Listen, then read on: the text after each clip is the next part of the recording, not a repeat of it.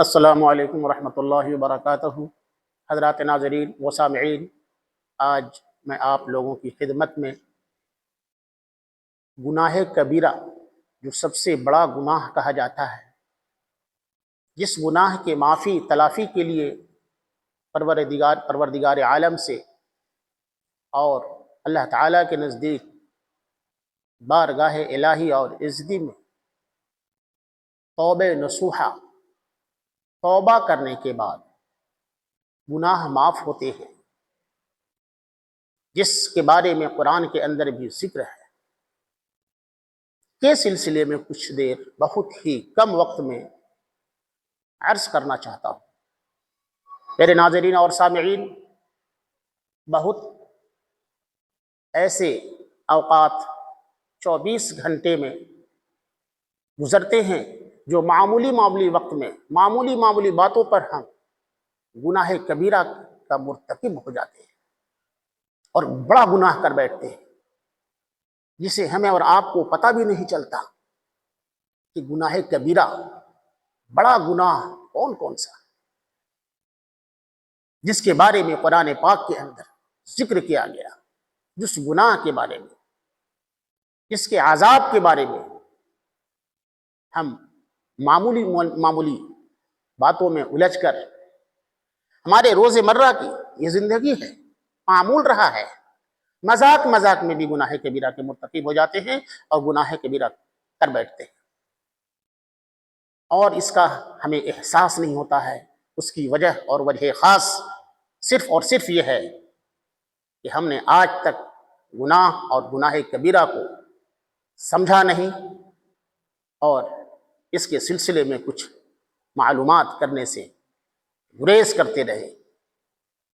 ہم نے علماء کی محفلوں کے اندر جانے کے بجائے موبائل میں اور دیگر خرافات چیزوں کے اندر ملوث رہے، جو ہمیں گناہ صغیرہ یا گناہ کبیرہ کی واقفیت سے ہمیں محروم کر دیا۔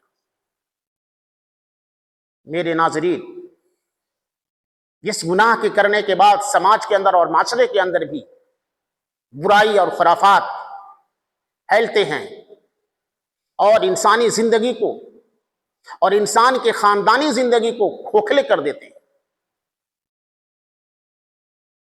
تو میں آپ لوگوں کے سامنے حدیث کے حوالے سے ذکر کرنا چاہتا ہوں بہت ہی کم وقت میں۔ میرے ناظرین، حضرت انس رضی اللہ تعالی عنہ سے روایت ہے کہ نبی کریم صلی اللہ علیہ وسلم سے گناہ کبیرہ کے بارے میں دریافت کیا گیا کہ وہ کون سی ہیں گناہ کبیرہ۔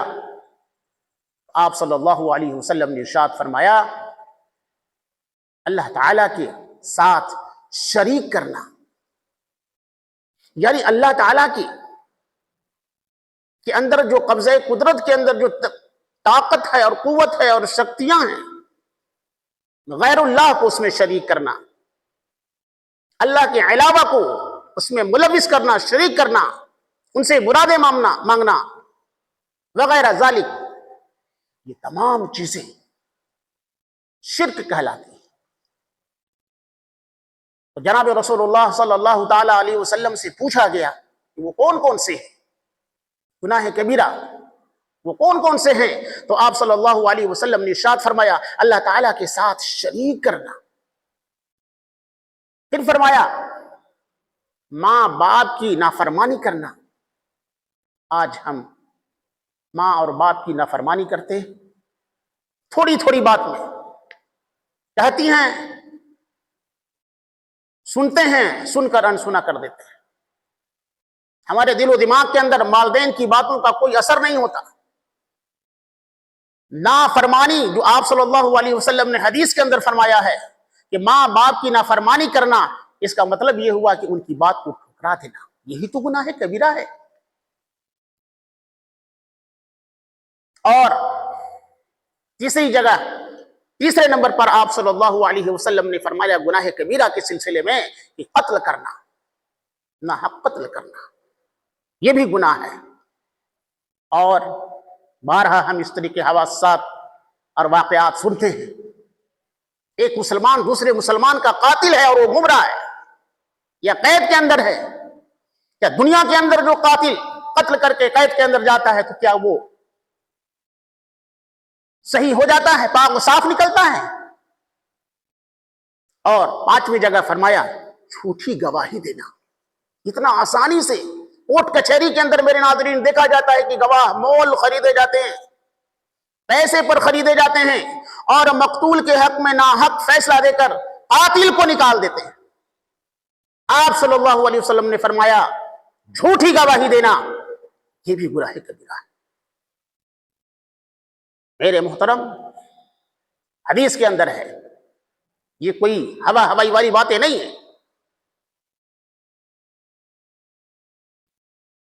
نبی کریم صلی اللہ علیہ وسلم نے دوسری جگہ ارشاد فرمایا 7 ہلاک کر دینے والے گناہوں سے بچو۔ صحابہ کرام رضوان اللہ تعالی علیہم اجمعین نے عرض کیا یا رسول اللہ وہ 7 گناہ کون کون سے ہیں؟ آپ صلی اللہ علیہ وسلم نے فرمایا اللہ کے ساتھ کسی کو شریک کرنا،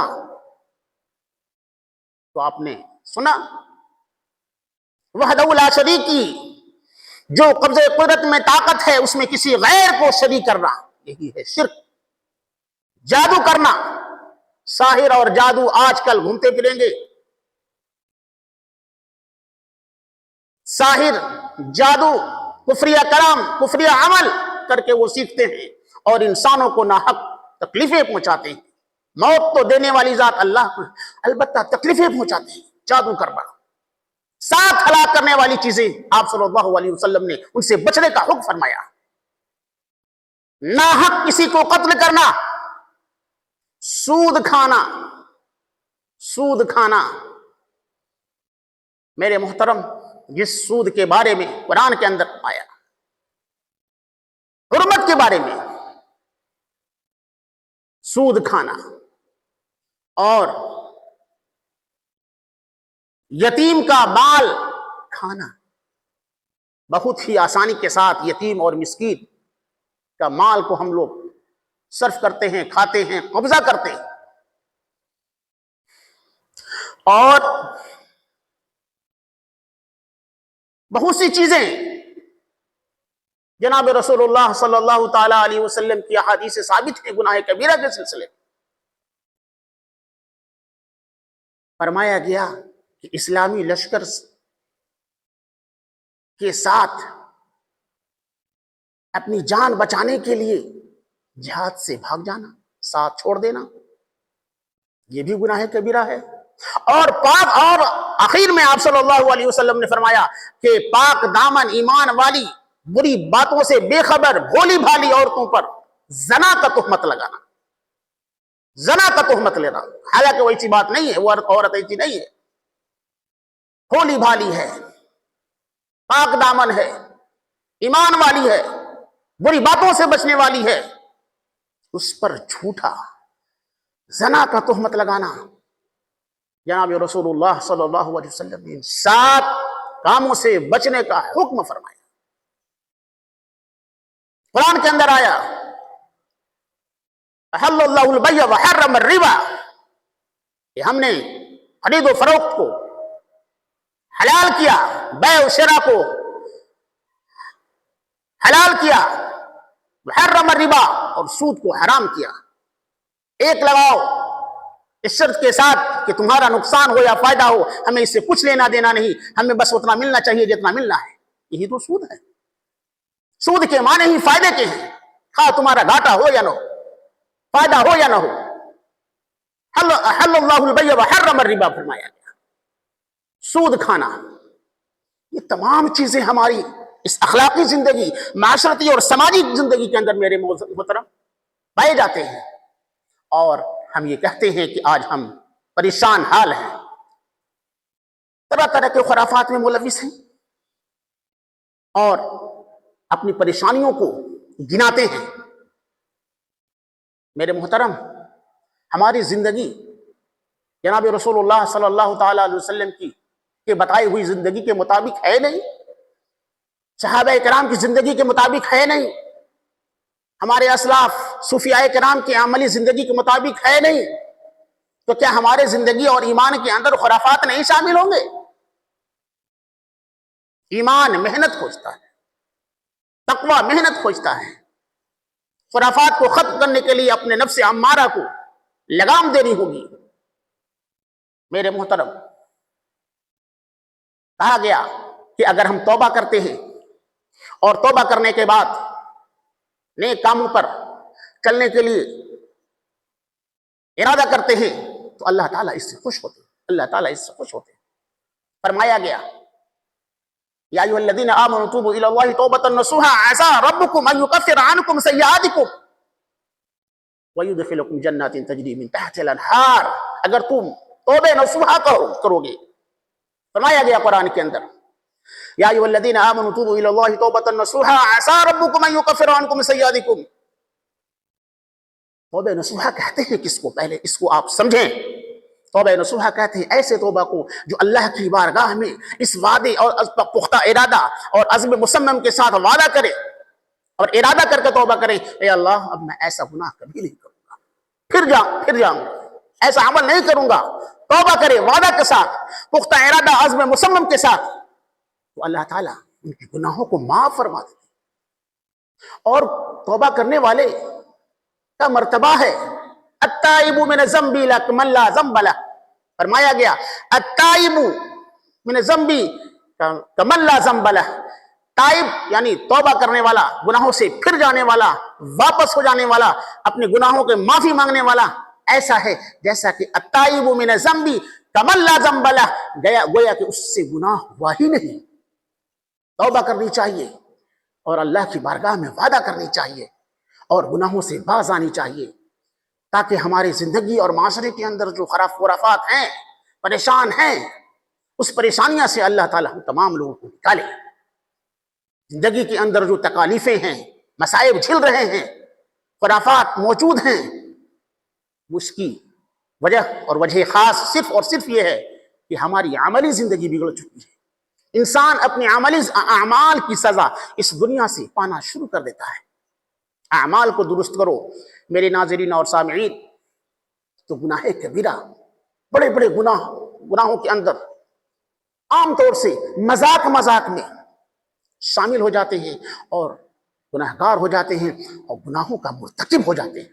گناہ کبیرہ کو ہم نے سمجھا نہیں۔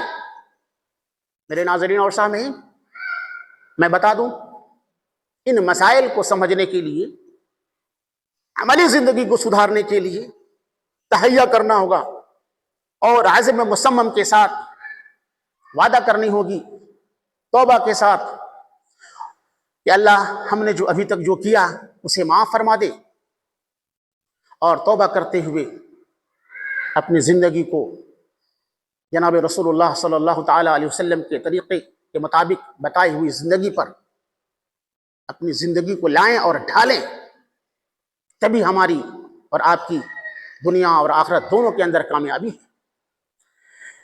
میرے ناظرین، حتی الامکان ہم نے گناہ کبیرہ کو، جو چھوٹی چھوٹی باتوں میں، پل پل میں گناہ کبیرہ کے مرتکب ہو جاتے ہیں، گنانے کی کوشش کی ہے، اس امید کے ساتھ انشاءاللہ ہم اس پر عمل کریں گے، سماج کو، معاشرے کو مزین اور آراستہ اور پیراستہ کریں گے۔ اور چلتے چلتے میں بتا دوں کہ الہدایہ اسلامک یوٹیوب چینل یہ اخلاقی، مذہبی، معاشرتی، سماجی، تہذیبی چینل ہے، اور یہ چینل بارہا روز بروز آپ کی محنتوں اور کاوشوں کا یہ نتیجہ ہے کہ دینی مسائل آپ تک پہنچا رہا ہے۔ میں آپ سے گزارش کرتا ہوں کہ اگر آپ اس الہدایہ اسلامک یوٹیوب چینل کے نئے ساتھی ہیں اور آپ نے ابھی تک اس چینل کو سبسکرائب نہیں کیا تو سبسکرائب کریں، اور اس ویڈیو کو، جو اخلاقی، معاشرتی، سماجی، ثقافتی، تہذیبی ویڈیو ہے، اسے لوگوں تک پہنچائیں، تاکہ بات بات میں، تھوڑی سی تھوڑی باتوں میں معاشرے اور سماج کے اندر بڑا سے بڑا گناہ کر بیٹھتے ہیں، جس کا ثبوت حدیث سے ہے، قرآن سے ہے۔ بچیں گے، جب وہ بچیں گے تو اس بندے ناچیز کے ساتھ آپ بھی برابر کے شریک ہوں گے، ثواب کے مستحق ہوں گے۔ اب مجھے کل تک کے لیے دیجیے اجازت۔ السلام علیکم ورحمۃ اللہ وبرکاتہ۔